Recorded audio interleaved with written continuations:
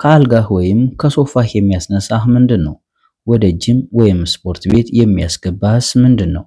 አላርም አይደለም፣ ወላጆችህ አይደሉም፣ ጓደኞችህም አይደሉም፣ አንተ ነህ።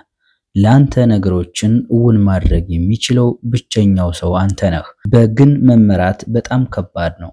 ግን ብቁ አይደለሁም፣ ግን በቂ አይደለሁም፣ ግን በቂ ብልህ አይደለሁም፣ ግን ትክክለኛ ትምህርት ቤት አልሄድኩም፣ ግን በቂ ገንዘብ የለኝም፣ ግን ወደፊትህ ለመራመድና ወደ ጣፋንታህ ለመግባት ከፈለክ ያንን ግን ማለፍ አለብህ። የራስ ሐዘን ድግስ ፒቲ ፓርቲ ማለት ይሄ ነው። ያልተገራ አእምሮ ሲኖርህ እና በተሳሳተ ነገር ላይ ደጋግመህና ደጋግመህ ስታንሰላስል ይገባኛል ብለህ የምታምነውን ነገር ታሳድዳለህ እስክታገኘው ድረስ እና ምን እንደደረሰብህ ደጋግመህ ማሰብህ ምን ለውጥ ሊያመጣልህ ነው? ስንት ጊዜ ከስራ እንደተባረርህ ደጋግመህ ማሰብ ለውጥ የለውም። ስንት ሰዎች በአንተ እንደማያምኑብህ ደጋግመህ ማሰብ ለውጥ የለውም። ዝም ብለህ እስክታገኘው ድረስ ትሄዳለህ። አንዳንዶቻችሁ መድከም ያስፈልጋችኋል። በህይወታችሁ እየሆነ ባለው ነገር መሰላቸት መድከም አለባችሁ። በልማዶችህ ድከም። በየቀኑ በምታደርጋቸው ድርጊቶች ድከም። ተሰላች። መለወጥ አለብህ። ካልሆነ ምንም ነገር አይለወጥም። አንድ ቀን ከእንቅልፍህ ተነሳና ሰበብ መደርደር አቁም።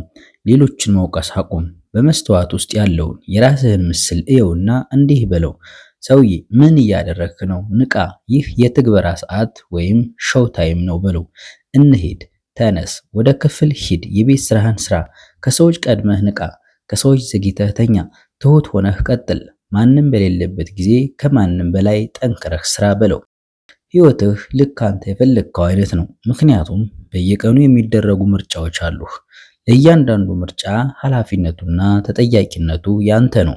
ለምንድን ነው እዚህ ያለሁት ብለህ ራስህን ጠይቅ። እናም ለምን እዚህ እንዳለህ ባለቤትነትን ወይም ኃላፊነትን ውሰድ። ይህ ዓለም የሚገባህን አይሰጥህም። ይህ ዓለም የሚሰጥህ የሰራህበትን ነው።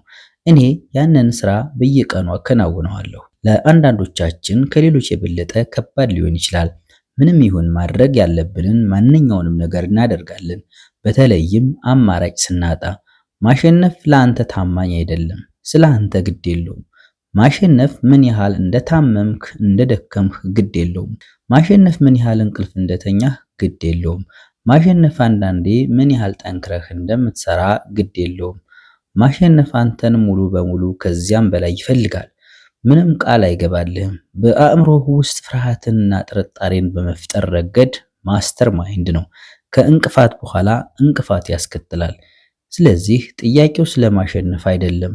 ርቀቱ በማይታወቅበት ጊዜ ለመሮጥ ፈቃደኛ ነህ? እና ለምን ማሸነፍ የሚባለውን ነገር ታሳድዳለህ? አሁን የምትለፋበት ጊዜ ነው። አሁን ለዓለም የምታሳይበት ጊዜ ነው። እዚህ የተቀመጥከው ለዓላማ እንደሆነ ለራስህ ንገረው። ልብ በል፣ ማንነትህ የሚወሰነው በትላንት ታሪክህ ሳይሆን ዛሬ ባለህ የአስተሳሰብ ጥንካሬ ነው።